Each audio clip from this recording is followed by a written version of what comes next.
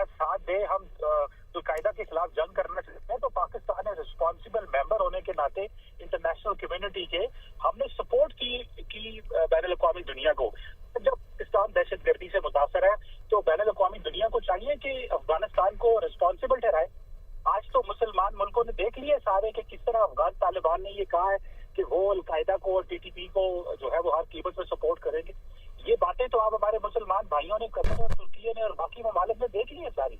मैं समझता हूँ कि ये हम काफी देर से ये इस चीज को हाईलाइट कर रहे थे कि ये जो भारत के नेशनल सिक्योरिटी एडवाइजर है अजीत डोभाल साहब, उनकी बहुत लंबी चौड़ी पेनिट्रेशन है नॉन स्टेट एक्टर में इन्वेस्टमेंट की। वो समझते हैं कि पाकिस्तान को सुस्ती जंग में मसरूफ रखो, पाकिस्तान इकोनॉमिक राइज ना कर सके। अभी देखिए पता चल रहा है कि पाकिस्तान जो है वो तो रेयर अर्थ मेटल जो है वो एक्सपोर्ट करेगा, तो आप देखें कि धमाके शुरू हो गए हैं। जैसे ही पता चलता है पाकिस्तान के अंदर फॉरेन इन्वेस्टमेंट आएगी तो धमाके शुरू हो जाते हैं। ये कौन लोग हैं जो ये समझते हैं कि पाकिस्तान के अंदर इकोनॉमिक रिवाइवल को रोकना चाहिए? ये जारी बात है, इंडिया समझता है कि पाकिस्तान को रोकें, और उसमें हमारे अफगानिस्तान के जो भाई हैं जो हुकूमत में है, मतलब उनको समझना चाहिए कि वो क्यों खेल रहे हैं इंडिया के हाथों में, क्यों वो अजीत डोभाल साहब के हाथों में खेल रहे हैं, क्यों वो अमित शाह साहब की